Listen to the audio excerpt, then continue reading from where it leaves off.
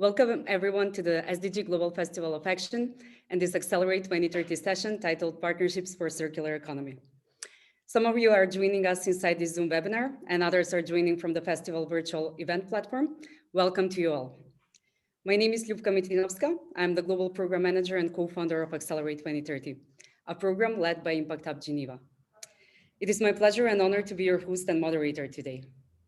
Our aim with this session is to explore what it takes to shift a new economy fit for the 21st century, one that is sustainable, regenerative, and circular,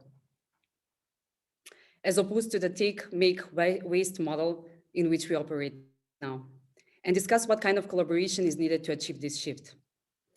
To do so, we have a brilliant line of speakers today with us, a combination of thought leaders, practitioners, and Accelerate 2030 entrepreneurs.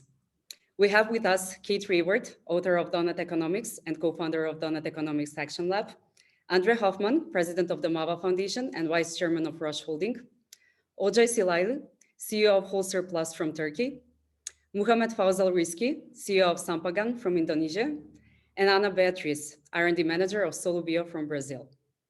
Before we turn to them, I would like to introduce Accelerate 2030 and Impact Hub, the hosts of this session.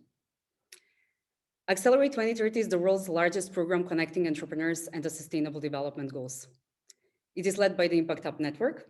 And what we do is we scout for the most promising entrepreneurs with solutions for the SDGs across the global south. And then we support them and connect them with the strategic partners locally and globally, especially focused on introductions to the ecosystem in Geneva. All this with the aim to support them in scaling their impact. The program was co-initiated by Impact Hub and the United Nations Development Program in 2016, and it has grown to more than 24 countries, attracting over 1,600 entrepreneurs and numerous partners across the globe. This has been possible due to the collaboration and support of partners such as the Swiss Agency for Development and Cooperation, Pfizer, the MAVA Foundation, and many others who have contributed throughout these years. Today is a very important moment for us, because with this session, we're releasing our impact report, which you can access on our global website, and we're announcing the launch of the 4th edition of Accelerate 2030 across 24 locations. In this next edition of the program, we are particularly focused on the theme of circular economy and supporting entrepreneurs and partners integrate more of the circularity mindset and principles in their work. Why is this important to us? According to the latest Circularity Gap report, the pathway to a low carbon future is circular. In fact, the goal of the Paris Agreement to limit global warming to 1.5 degrees above pre-industrial levels can only be achieved by a way of circular economy.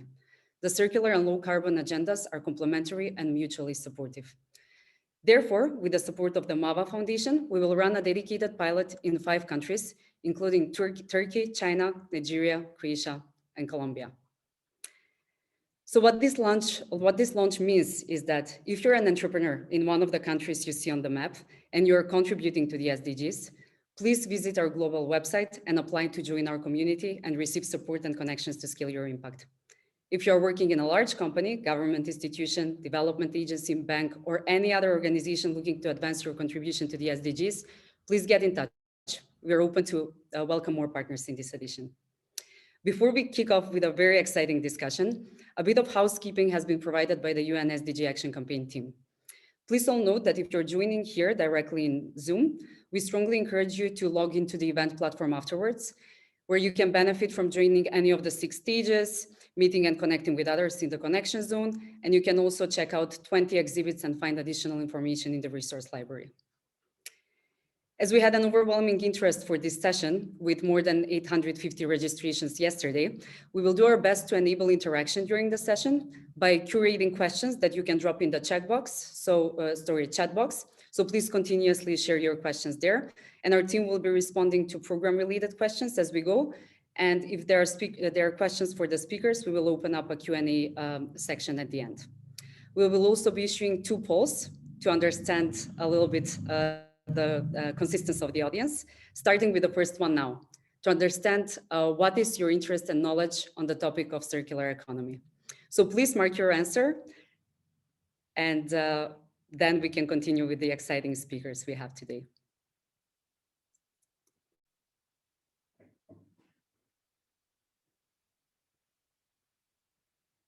I'm not sure if the others can see the answers, but I can't access them. Maybe someone from the team can share in the chat what is the conclusion of this poll.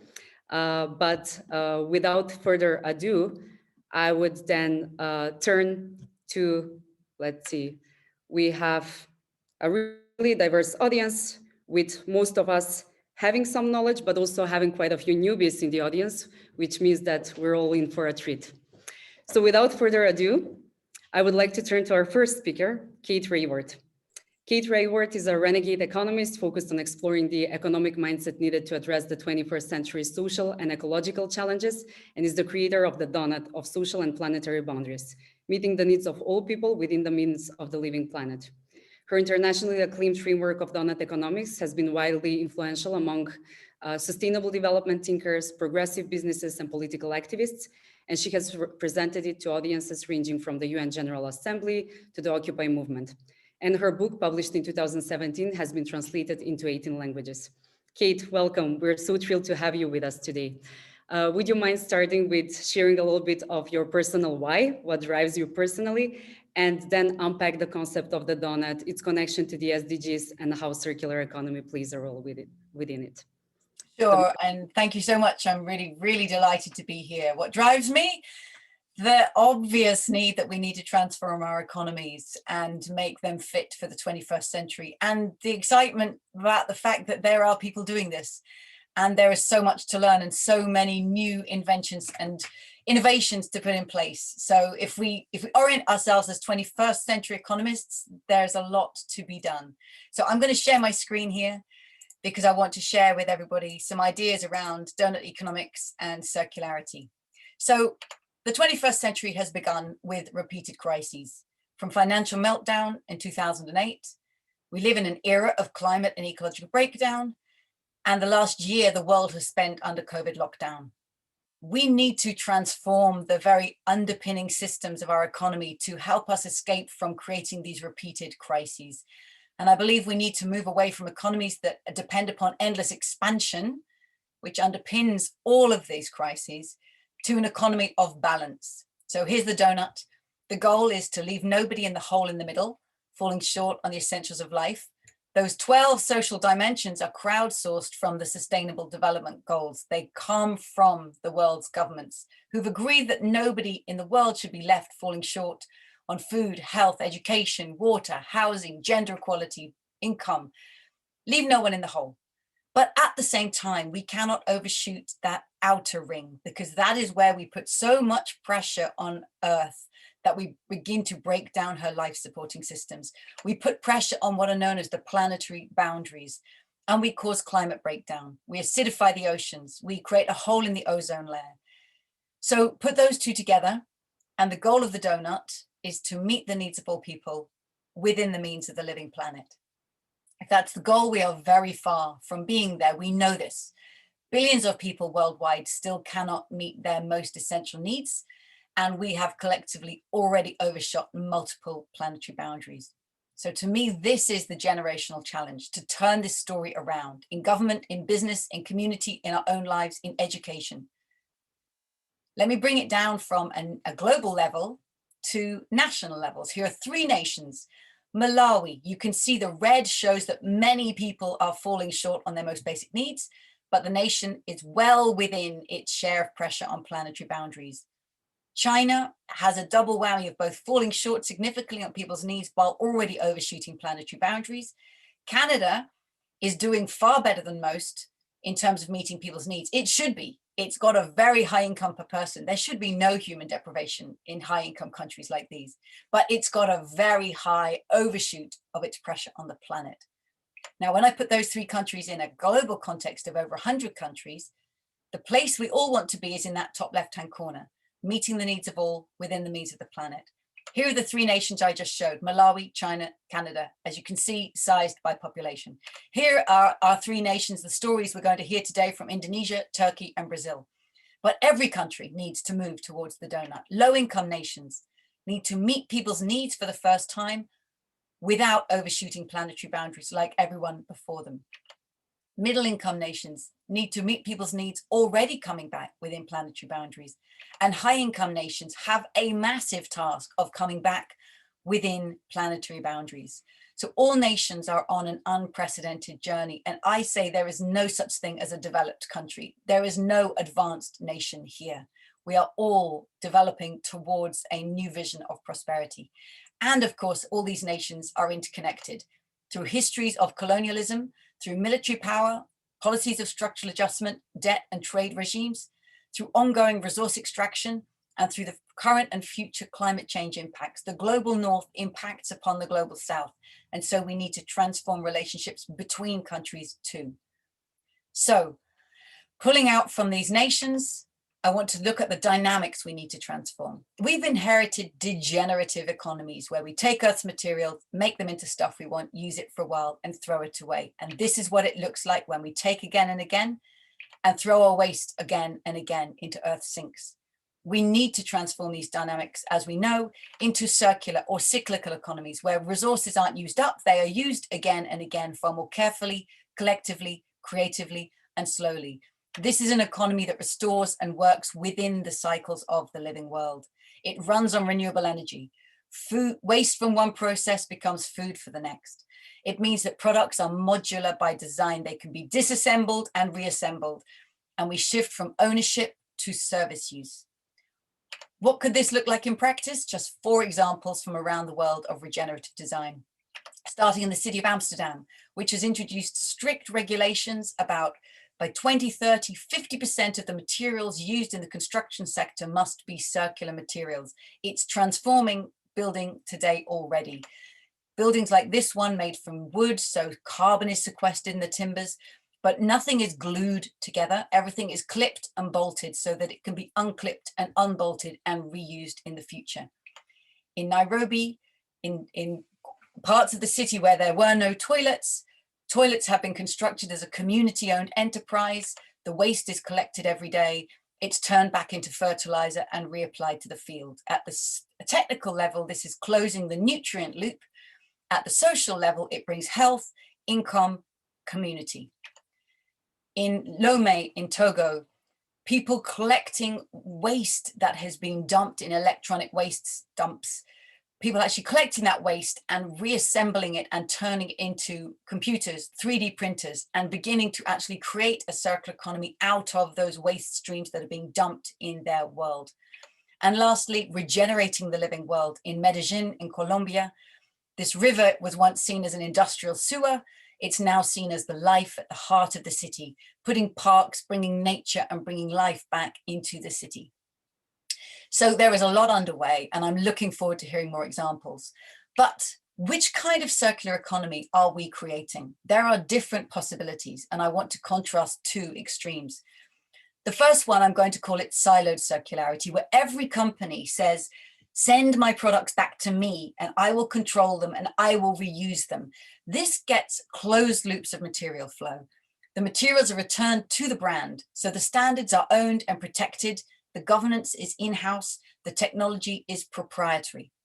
But nature would never do this. Nature doesn't work in closed loops. Nature creates ecosystems.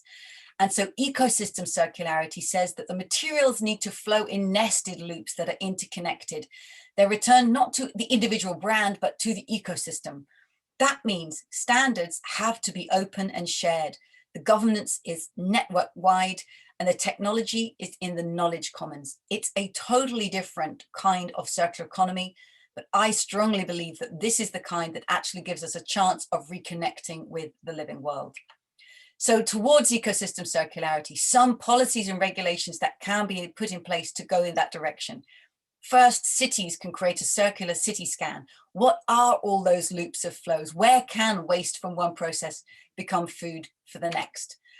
Ensuring the right to repair is happening now in the European Union so that products have to be modular and can be opened and can be fixed, and we begin to get those loops of circularity in technical materials.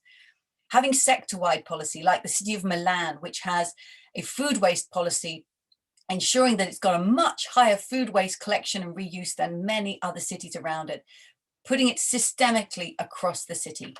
and then moving from ownership of cars to service use of cars, driving towards electric vehicles, sharing, taking a lot of the vehicles off the road and making customers use it only at the point of use where they need it. But at the same time as changing the regulations and the structures in which circularity emerges, I believe we also need to look at the design of enterprises themselves. Many 20th century enterprises were designed around one underpinning question: how much financial value can we extract from this enterprise? And that's what guided their decisions. I see an emerging new kind of enterprise which asks a very different question. How many benefits can we generate in the way we design this enterprise? Benefits for our employees, for society, for the living world, of course, benefits for the company. It has to make a profit. Otherwise, it can't open the doors next week, next month, next year. But that is not why it exists. It exists to generate multiple benefits. What is it that separates these kinds of companies, that drives the difference between them? I offer you 5 design traits that we can use to listen to every company and understand how it's deeply designed. So the first is its purpose. Why does this company even exist? What is it in service of? How is it networked with its customers, with its suppliers, with its competitors, or do they turn out to be its allies? How does it relate to others in its ecosystem and build its values and purpose in them? How is it governed? Who has voice in decision making? What are the metrics used and the incentives used for middle management? But crucially, how is this company owned?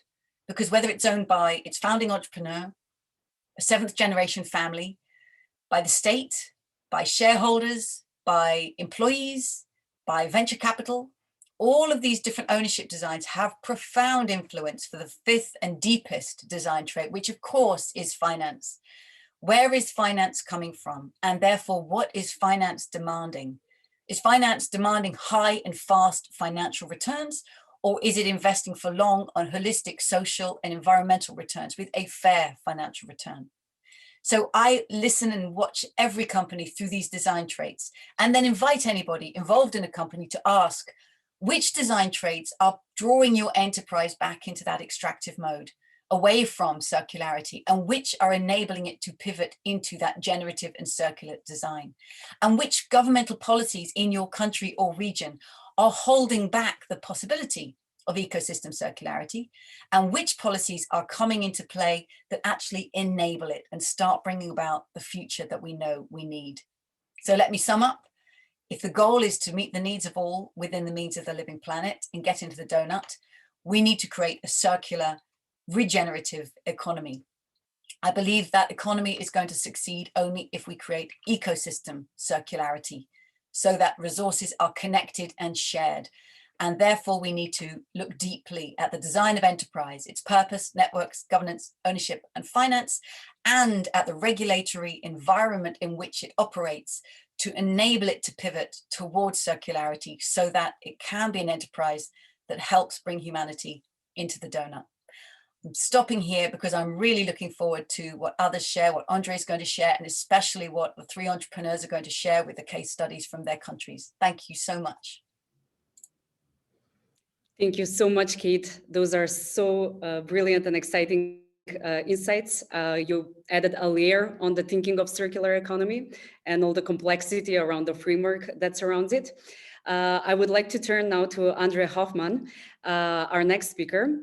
Andre is a businessman, environmentalist, and philanthropist. He firmly believes in business as a force for good and is passionate advocate for the corporate pursuit of societal purpose and sustainability. Andre is vice chairman of Roche Holding, a highly innovative pharmaceutical company established by his great-grandfather in 1896. He has distinguished career in nature conservation and sustainability, and he's the president of the MAVA Foundation, a leading conservation foundation, and president of Foundation Tour de Vala, a world-renowned institute dedicated to wetland conservation. Andre, thank you for joining us today. You have such a diverse profile, holding multiple hats. So it will be really exciting to hear from you. Would you mind sharing also a little bit around your personal why, and a leading question into what do you see is the value of circular economy for business? The mic is yours. Thank you very much, Lucia. This is a wonderful introduction. As I said in the preparation to this conversation, I'm slightly terrified of following Kate, because Kate is really a leading light in that particular way of looking at the planet. And yet again, she demonstrated why she is so famous and why she's talking the right talk. I just want, if you're asking me why am I doing this, why am I talking to you here tonight rather than watching television with my family, it's a very important life history that I would like to tell you. My background comes from conservation or natural science. I was active in WWF, the World Wide Fund for Nature, for many years. I was its vice president at the international level for 20 years.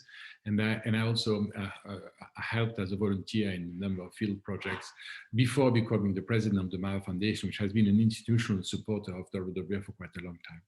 At the same time, of course, I was born into the family that controls the largest pharmaceutical business in Europe, Hoffmann La Roche. And so the way of being able to have these two parallel tracks in my life has brought a couple of things to light, which I'm trying to put to use into these type of conversations. The idea of conserving nature, the idea of setting up a foundation which is going to protect species and species, so trying to stop biodiversity loss while at the same time protecting some pristine centers, is something that is not new. It's something that's in the air for quite a long time. In fact, the WWF was created 65 years ago in order to protect the rhinos in Africa. Guess what? We're still trying to protect the rhinos in Africa. So somehow the model of putting philanthropic money to work in this sort of context is not the solution. And so I try to link that up with my business activities, where I've been on the board of our family company for 26 years now, and I'm trying to sort of see how we can introduce a dynamic which will allow us to do what needs to be done, protecting the planet, while provoking some sort of sustainability issue inside the company.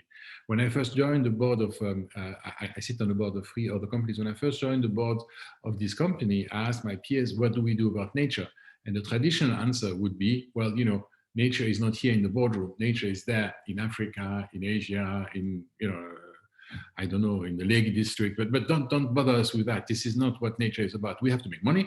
And once we've made money, we will make this money available for philanthropic help to save the planet. In other words, we cut the forest, we make 100, we give 10 back to the WWF so that they can go and replant the forest. That's blatantly absurd. And that's very much linked to what Kate was telling us, this idea that the current system is not fit for purpose. And we've had it demonstrated with the pandemic. The fact that the virus, the most primitive life form, it's not even a life form, it cannot survive without the host. The fact that the virus has destroyed the way our system functions is, I think, a very good indication that we need to build more resilience, more diversity, more complexity in what we are doing. And so this is an opportunity for me to do that. So if you ask me, how can circular economy help us with that? I think that Kate has demonstrated that much better than I could, but the idea of introducing a reuse of resources, and even more than that, design of resources, a design of waste, really, to be able to continue in a circular manner, seems to me, in the concept of a single planet, absolutely unavoidable. If we continue to build on a linear economy, we will get to the limit of our system. So this sort of bridge between what nature is about and what business has to do is only going to work if we do have a real symbiotic relationship. So I would argue that one of the reasons why we get to the point at which we are now is because the old financial system, what we could call the old economy, has been drilling into business leaders a very simple notion: short-term profit maximization. Your role as a manager is to make money. Milton Friedman, 1974, I think, the Nobel Prize winner, the theory of the firm, the aim of a company is to make money. That money is then given back to society through salaries, taxes, livelihoods, dividends. And then the end of the story is that we can then use that money to repair the damage done. And we know that doesn't work. It doesn't work that way. So there's a true accounting problem. And that's why I was so excited when you invited me, because the idea that we have to manage impact is, I think, getting more and more evident. So before we can manage impact, we need to be able to measure it.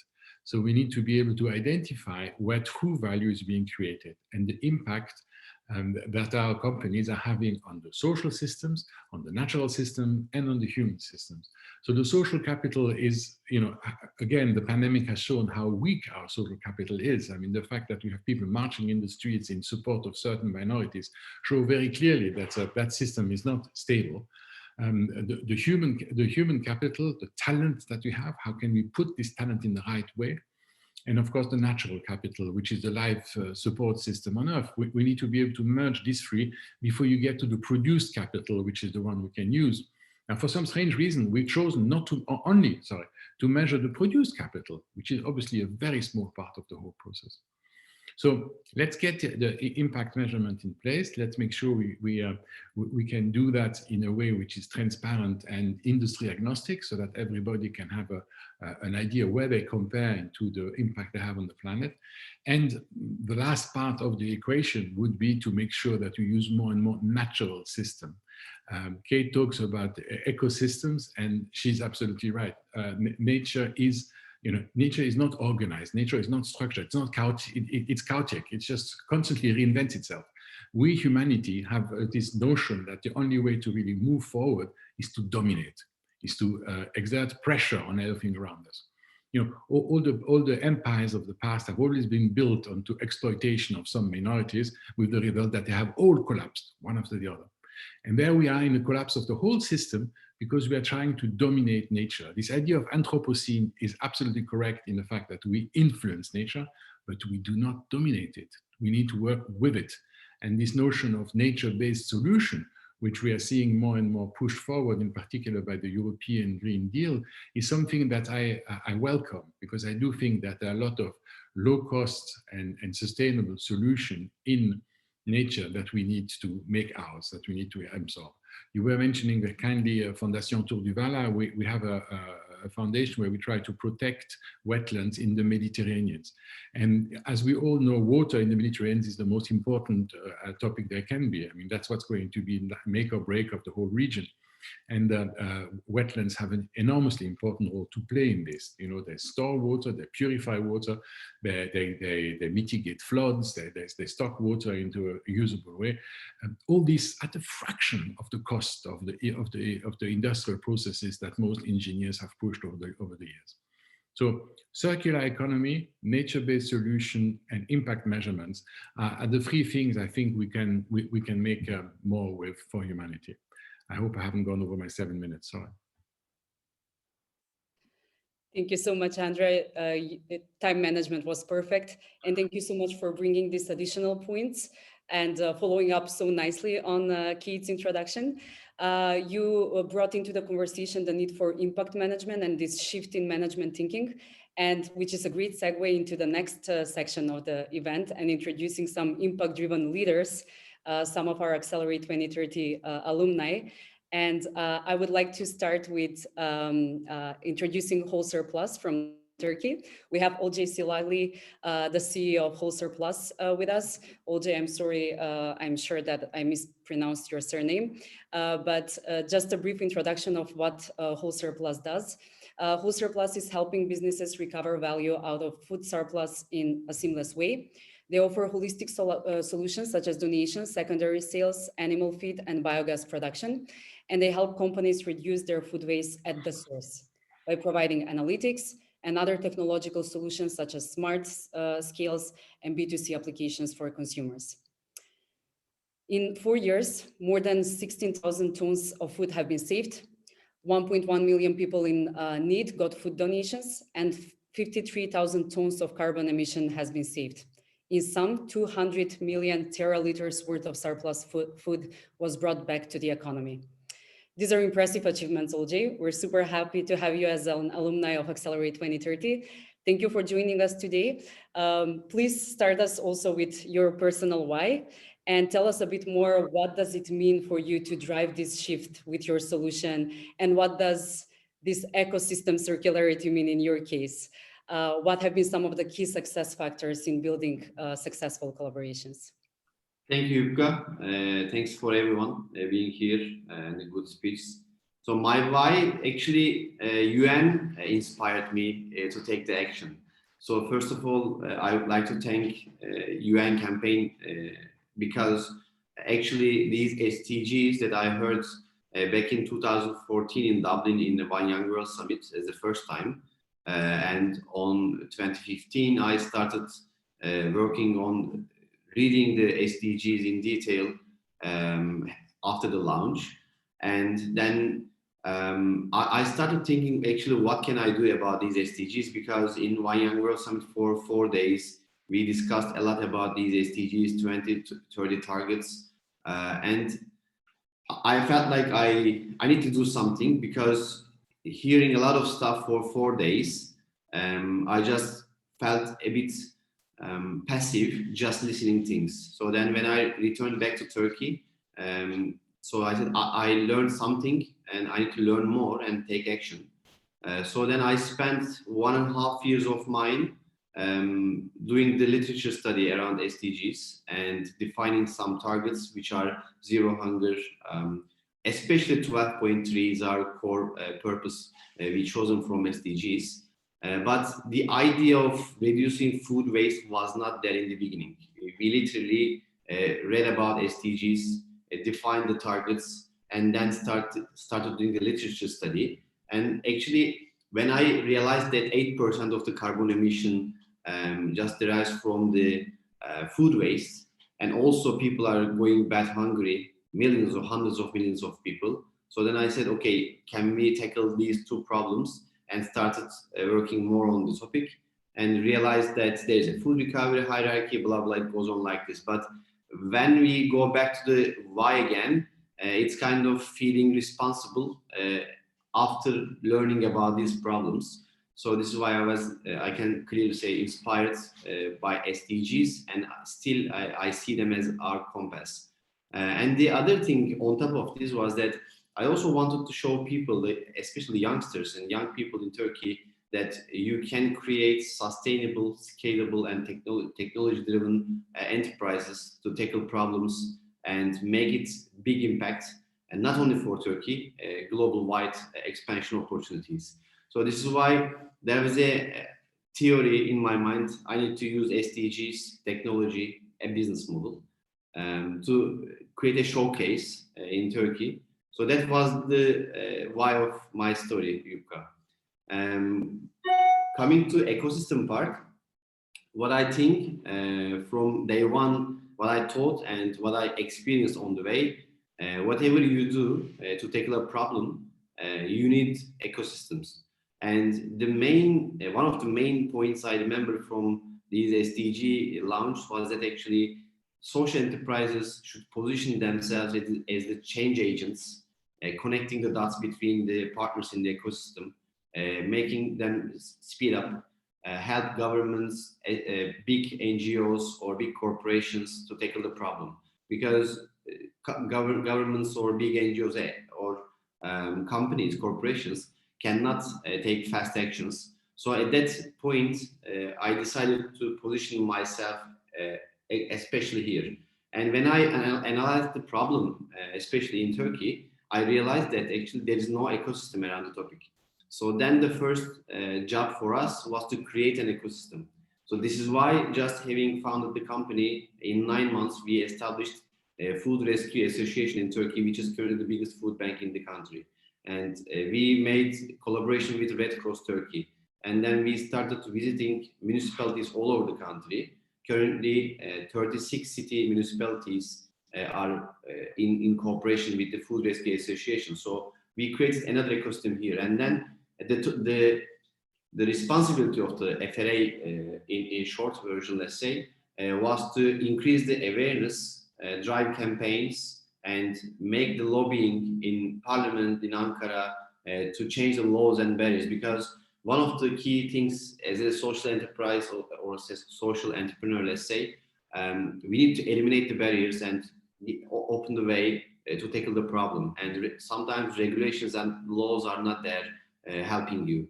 So then I started creating reports for Parliament, presented in Parliament, in presidency, visited one by one all ministries explain the problems, what we see on the ground, and specifically we written down them what kind of changes needed in the law. And we changed one law, and by beginning of 2019, which is giving back the VAT incentive to the companies who donate food, which was a critical milestone for the country. And just yesterday, actually, the second achievement came along.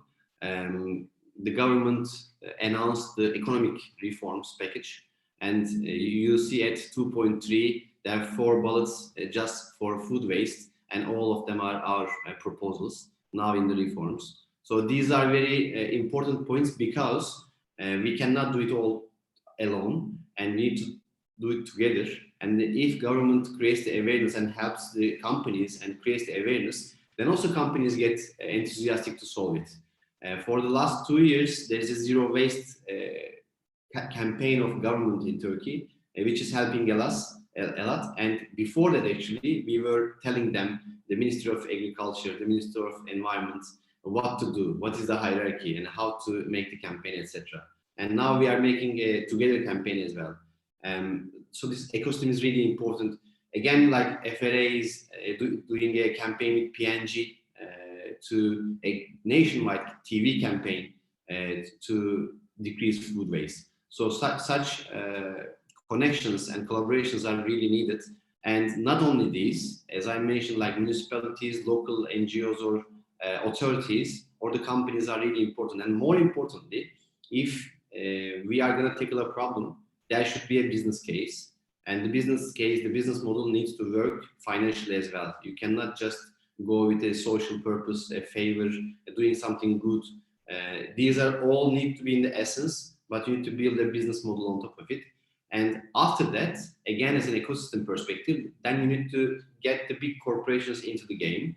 In order to be able to do this, and it's not easy to make such big companies move fast, then we decided to create entrepreneurs. And actually, in our internal communication, we call them our champions. So we actually really define this person could be our champion. And then we teach them the topic. We help them be our spokesperson in the company, and we help them all the way, like preparing presentations for them, speeches for them, etc., etc.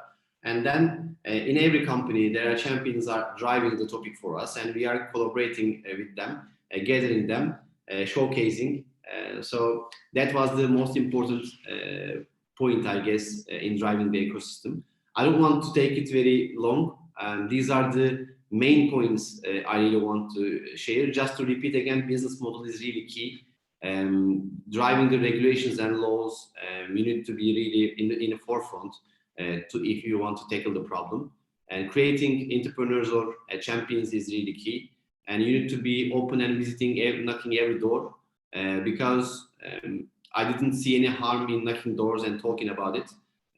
Although, I mean, maybe 90% of the talks and visits didn't give us back some results, but they started to talk and they mentioned about the problem. And sometimes we saw like one champion from a Ministry of Economics called us, okay, I heard about you, can you also tell it to me? So this is really important. You need to speak about it also, but you need to support what you are speaking with a deep knowledge and expertise in the ground. Why they listened us? Because we really knew the problem, and not only the problem, we tried every way, and wherever we defined a barrier, we couldn't go ahead. So then we sent them the net message. Okay, now we are having the problem, change this. And we are saying you how to change it as well. So this is for everyone, for companies as well. And we didn't give up. We knocked the door all over again, like for one corporation, maybe 3 times, but in the end, they come to the point. Yeah, these are the things I can say. As a closing point, I would say everyone to start thinking seriously, establishing a social enterprise or social business model. I don't believe in social responsibility projects. And if you are not gonna create a social enterprise, then you can be an entrepreneur and champion of a social enterprise. If you're in a corporation, ministry, wherever you are. So it's all about ecosystem. Thank you so much, Oljay. And thank you for helping me with the moderation by summarizing all your points so well and doing a call to action in the end. You're really a role model of what a change agent is and what does it mean to drive a change across a value chain in an ecosystem and all the elements that it encompasses. Thank you so much for that. We will now turn to Sampangan from Indonesia. We have Muhammad Fauzal Rizki with us. He's been so kind to join this call sometime after midnight his local time. Fauzal, thank you so much for joining. To briefly introduce Sampangan, also an Accelerate 2030 alumni venture. The problem they are solving is that Indonesia generates around 70 million tons of waste per year, equivalent to 70,000 football fields, out of which 50% is leaked into the environment and through going through rivers, seas, or burnt openly. Today, there are still many open challenges to solve these problems, like waste collection infrastructure, people habits, archipelagic geographical challenges, and so on. So the solution they came up with is that they convert all kinds of waste into sustainable materials using what they call a magic box. It's a carbonization technology. They offer zero waste, environmentally safe waste processing technology to governments, municipalities, businesses, and agricultural plantations. The technology can be deployed on-site, creating waste processing hubs or at the final landfill. Some of their key numbers are they are managing 15 hectares of landfill and processing 40,000 tons of waste annually in Indonesia. Fauzal, please share also your why and share with us what has been your experience in building some of these key partnership and moving the needle in the waste management sector in your country. Thanks for the introduction, Opka. It's like around 1 a.m. here in Jakarta, but I'm still like filled with energy with all the panelists here. It's super exciting. But maybe I'll just share a bit about the why of why I'm doing this. So just to be very honest with everybody, I didn't wake up one day and decided, okay, I want to solve the global waste problem, right? It's an acquired purpose, to be very honest and very frank. So my background is actually in computer science. I started my career in digital banking as well as financial technology. But the one that really inspired me to move into this space of waste, zero waste as well as circularity is actually my dad, which is Dr. Ishani. He's a researcher, an expert in biochemical engineering, in which he created technology of energy efficiency. That's what he started off like a few years ago. So it was his research of 15 years, basically. But then when he decided to go back to Indonesia to commercialize and implement his research and patent, there's a lot of challenges in the energy efficiency sector, given the existing industry players.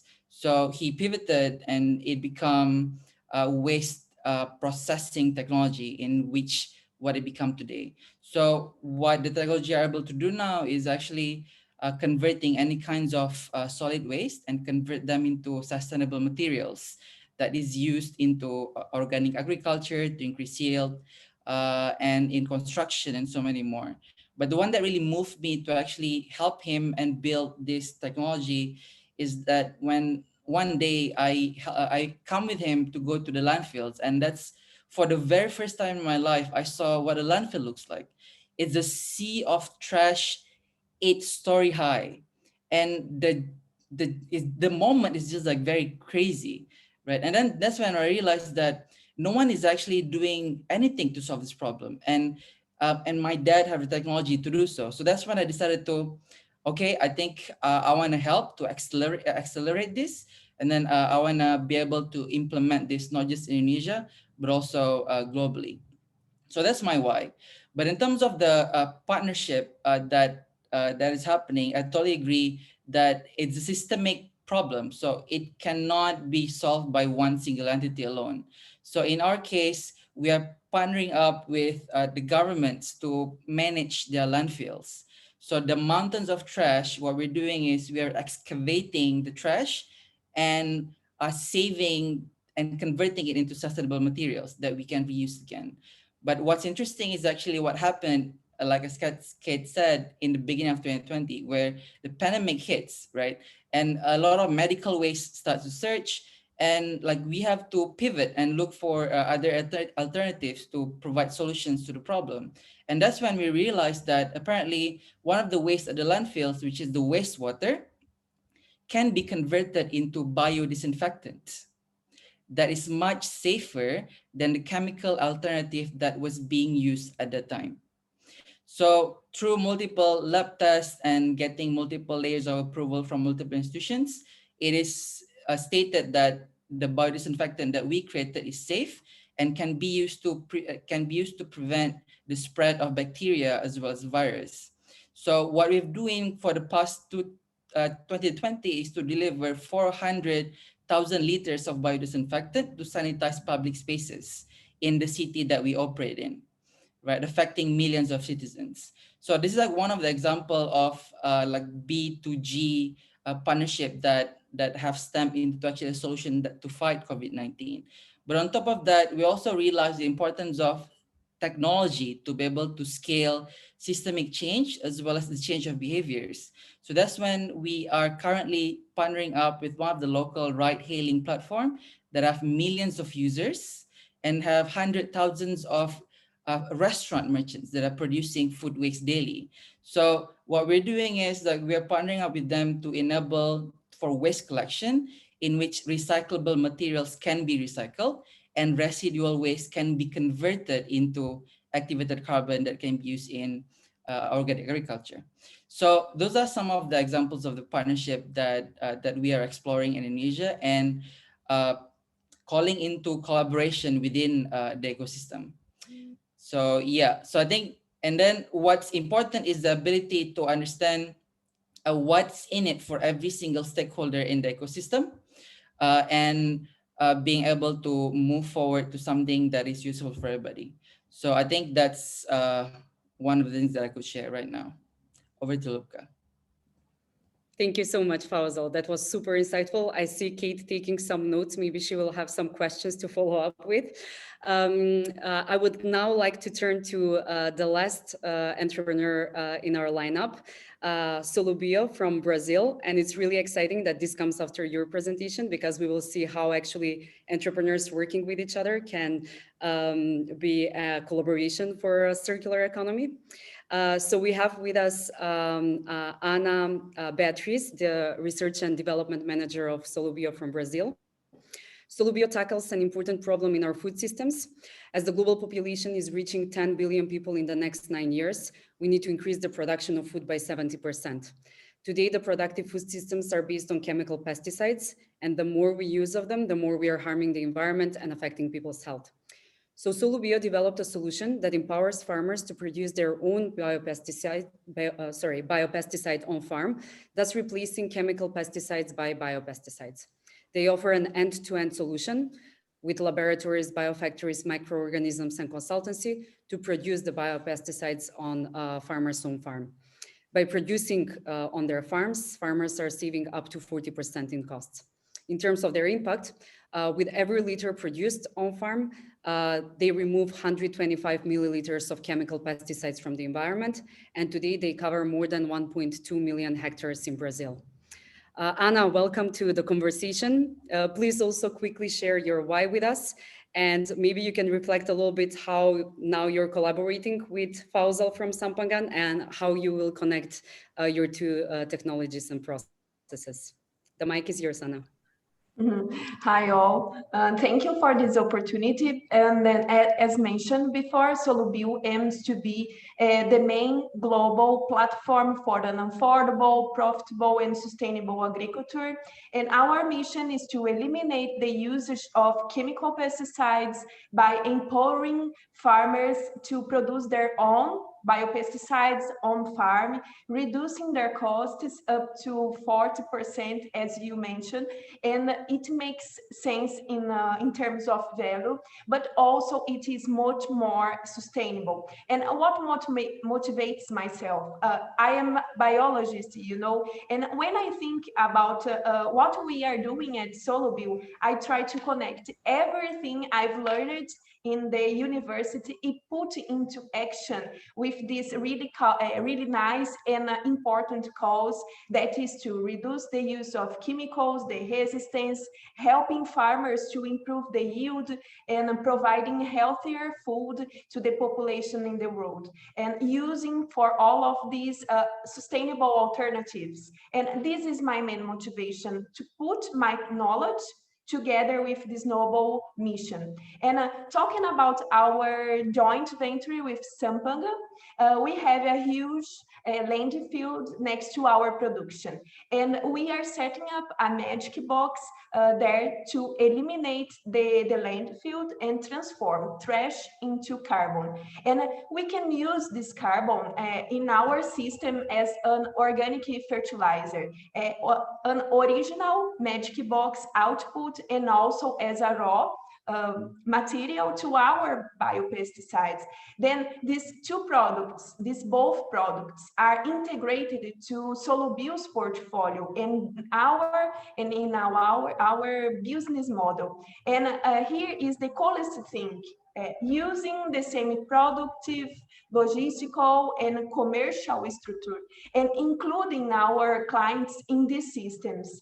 And in the end of the day, we will not be only replacing chemical by biopesticides, but also chemical fertilizers by organic fertilizers. This is awesome for us. And what is our challenge? Our challenge now is also to develop more usages of the magic box carbon, not only from the landfill next to our production plant, but across Brazil. How can we set up more magic box and integrate to our own laboratories, on farm, all over Brazil? And for that, we need to have more partnerships with city halls, universities, big companies generating a lot of trash every day. And this, for us, there is something that Accelerate 2030 has been supporting us in the last 2 years, starting from making possible this joint venture with Sampanga and a partnership with top universities globally and also UN agencies. And this is our feelings about what we are discussing today.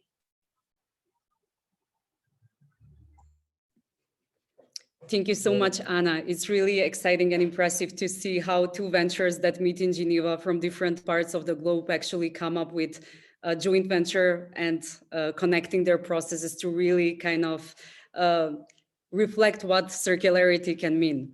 Maybe just a quick reflection before we go to the Q&A section. So please keep on dropping your questions in the chat box. Kate, would you say that this falls into this ecosystem circularity concept, this last collaboration, or would you like to pick up on some other points from the entrepreneurs?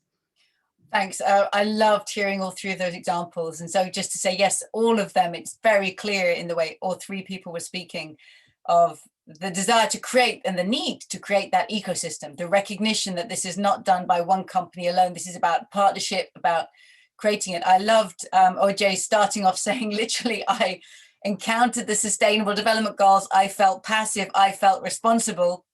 And then he got into action and read the literature for 1.5 years. I mean, talk about, I'm going to go back here to my signboard, right? Talk about purpose-driven, finding a purpose and finding that enterprise.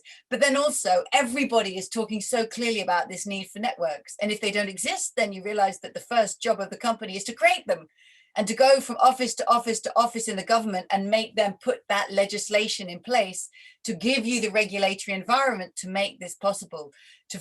I really like the points about big companies just are not going to be the agile players here. You have to find ways to connect them, and for the social enterprises to be like the connectors in making this happen. But also this great story of a partnership and a collaboration across continents, and showing that these technologies can move and must move, and what's invented in one context for 8-story high trash, so powerful to hear that, Fazal, is of course relevant everywhere because there are 8-story pile trash all around the world. So these problems are repeated across the world, these degenerative economies, and we need regenerative solutions.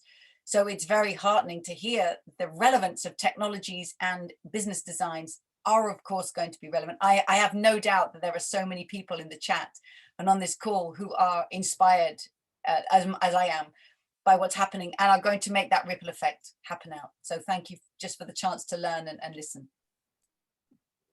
Thank you so much for the reflection, Kate. Andrea, any points from your side? We are hearing from entrepreneurs, but you being in touch with large businesses, do you feel the mindset shift is happening? As the representative of a big corporation here, I must say that I completely understand that innovation is the way forward in that context. I mean, the food is such an important issue. Food is an industry which has committed an amazing amount of sins, and yet it is vital for all of us. We need to have a sustainable production of quality food, nutritious food. And I think this is something that the initiative in Turkey is helping to sort of deal with. But of course, also food production in the fields. We need bio solution to that sense. And for me, as I said before, the reason that really excites me to be invited by Impact Hub is precisely this networking, this young entrepreneurs, innovative connection systems, which allow us to go one step further. Because, we need to change the system, and big corporations are not as agile as they could be. They have their own path, and they follow that path in often a very sort of dedicated way. I mean, we were talking earlier on about shareholders and ownership. I mean, my family and I, we do not own the company. The company is owned by the stakeholders who work around this company.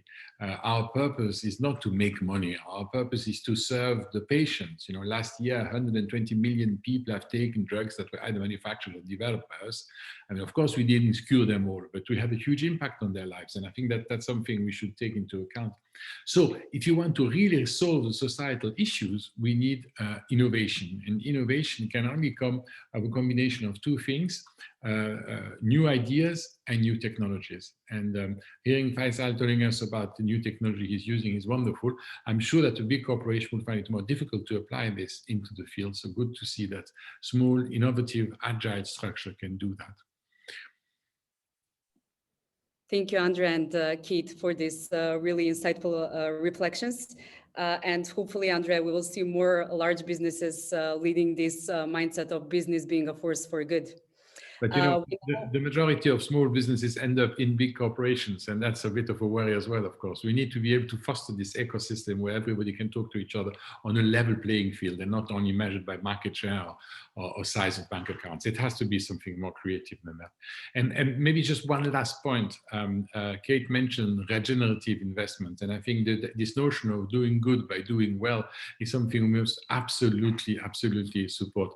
Or is it the opposite? It's doing well by doing good, isn't it? I mean, one of the two. And I think it's very important that we realize that today it's a net contribution that we need.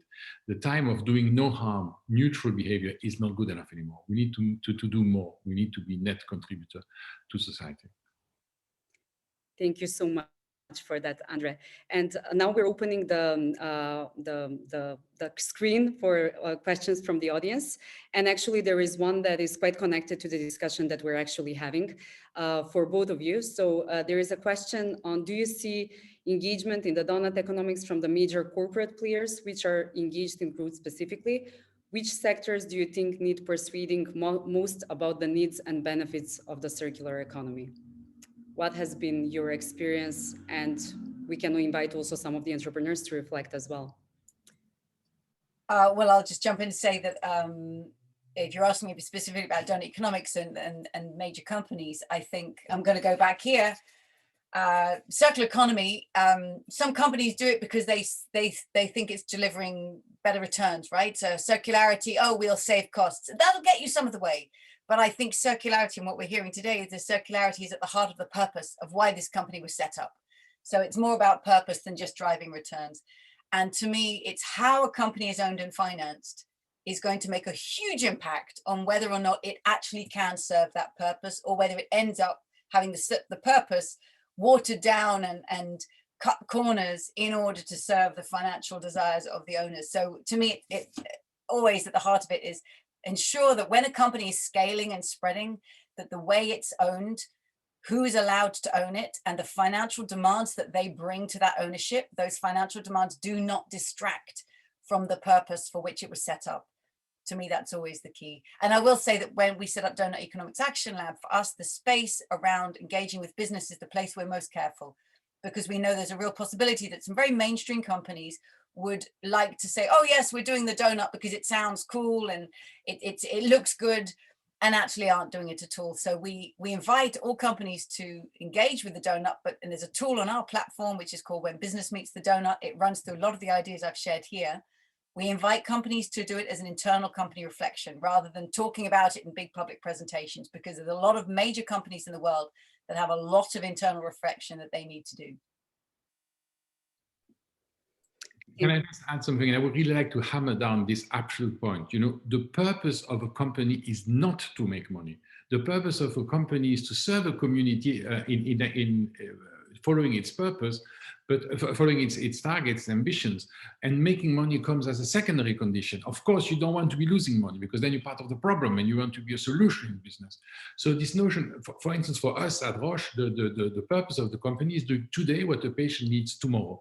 And I completely agree with Kate, the shareholders cannot get in the way. This is something that we do for community, for as a business solution for some of the world's diseases on the planet. And this is the way forward. We need an entrepreneurial creativity of big corporations, but it shouldn't be diverted from its original purpose just for profitability issues. Thank you so much, both. To me, this seems like it's really going back to rethinking the basis and some of the major paradigms that have been driving our societies and economies. So major mindset shift, but it's refreshing to see and to know that we are speaking about this and there are shifts happening, but it's really not starting from the end and the facade, but going back to the very basics and fundamentals. And this is what we've learned from the World Economic Forum as well, that it actually comes at the first stages of setting up a business and building products. And this is why we're so excited to be doing this work in the next edition of Accelerate 2030. There is another question around what are the challenges to apply a circular economy in developing and emerging economies? Where to start in these countries? And Kate made a point at the beginning with which we agree that, especially if you look at the Circularity Gap report, we're all developing countries now because we all need to make a shift. But still, if we're talking about the traditional definition of economies, would anyone like to reflect on this question? I think our three panelists have much more of an idea of what it actually means to put it into place. I actually wanted to call out one of the entrepreneurs. Please go ahead. So we discussed a lot today about ecosystem, and actually I would really put this into the essence of the difficulty as well, as I started with the speech, because what I said, as you remember, if there is no ecosystem, you need to establish the ecosystem, and it's not easy. It's the most difficult part. And maybe before that, you need to find the right partners and the right mindset and the awareness and readiness. So the readiness of the culture, the readiness of the environment and minds are really important. And if they are not yet ready, you need to teach them, you need to make them ready. So even before establishing an ecosystem. So I just can say, I really don't forget the first business partner of ours, Migros, the biggest retailer in Turkey. I spent 9 months of mine just making meetings and making the mindsets ready for such a project. So I think this is the most difficult part. Why I am saying this, I had the opportunity to visit France, UK, Germany, Moscow, etc., just on food donation and food redistribution operations, and I saw how ready they are to take action and how far they are in that perception. And I found myself just saying that, okay, these food donation activities started like 1960s in US, and it is 2020 that we are discussing how to do it. So there's 60 years of gap, and then you need to close the gap in 4 years. So this is the difficult part to start with, that I can leave the stage to other founders. Yeah, I just would like to add a bit on top of that. I absolutely agree, especially in creating ecosystem is very, very difficult. But I think we just need to focus on one thing, 0 to 1, right? It's always trying to find the early adopters of these potential partners or clients, right? Eventually we will find them. But at the end of the day, like what are the most important things that need to be thought of and being able to articulate and communicate are basically four things. Number one, are they mission aligned in terms of the values, the purpose, where they're going, right? That's number one. Number two, will this partnership or collaboration are able to create non-monetary value for the stakeholders, right? Number three, are this something that will help them to increase their revenue, or is it something that can help them to reduce cost? Number four. So I think if we are able to tick the four boxes, and that's when we will see like a very fruitful collaboration happening as the first one, 0 to 1, and then eventually we'll grow to 2, 3, 4, and then eventually at the end of the day, it's going to create systemic change. So this is like our approach in also trying to influence others and creating the ecosystem here in Indonesia. Thank you so much. Any further reflections? Anna, would you like to add something to this?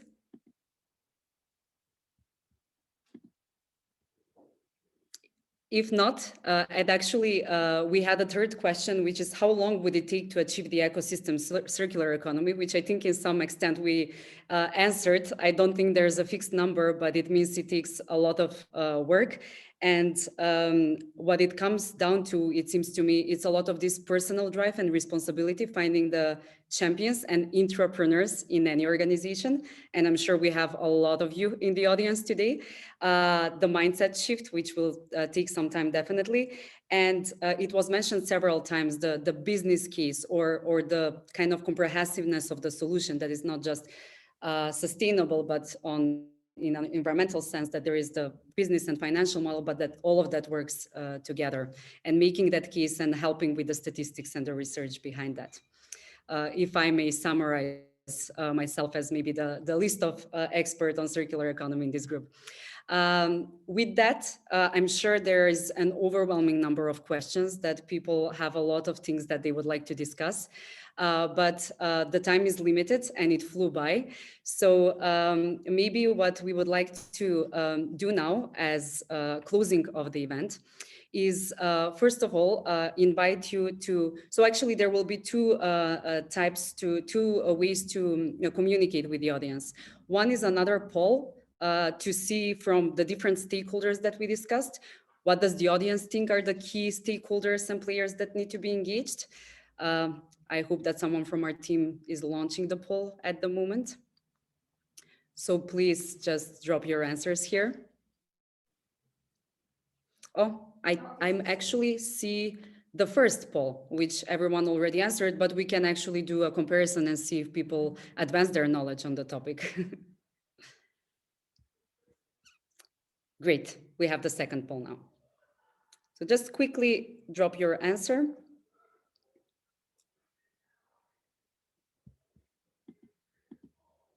It says that hosts and panelists can't vote, so unfortunately I can't vote, and I don't see the results now.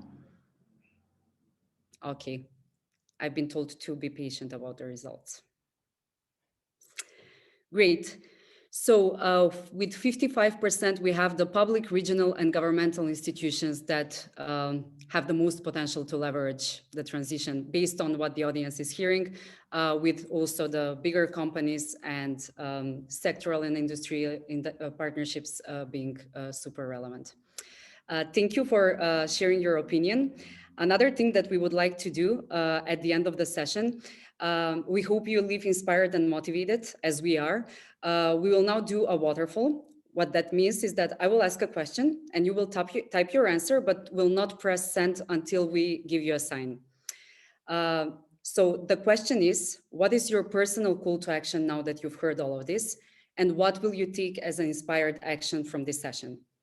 So type this in the chat box, but don't press send just yet. We will give you a sign.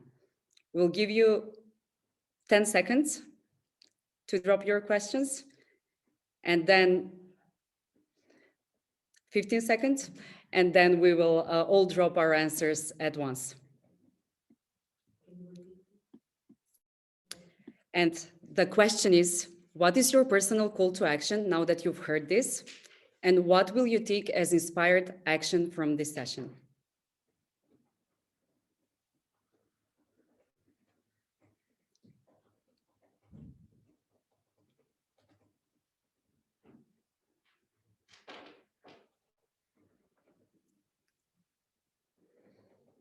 Ready? We will all press send now.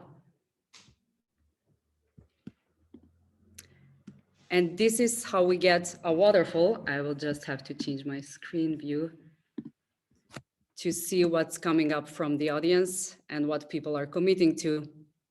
They say just start, circularity is citizen oriented, and I will engage, buy from circular economy companies, make sure purpose is aligned with profits, learn more, share to everyone around my activities, raise awareness, support the community,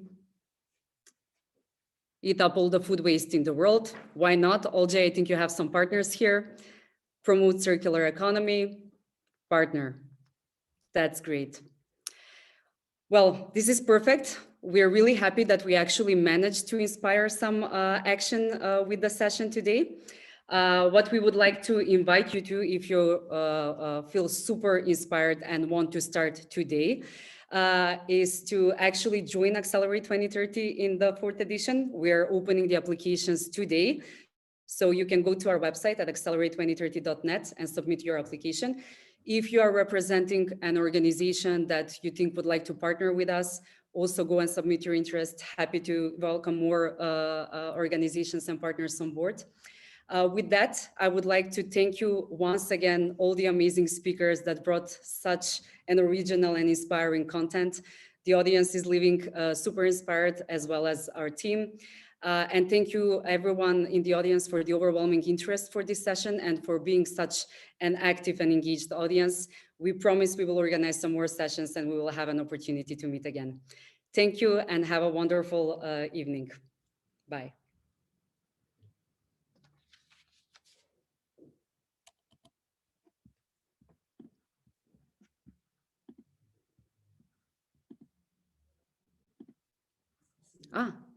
Yes, but I think the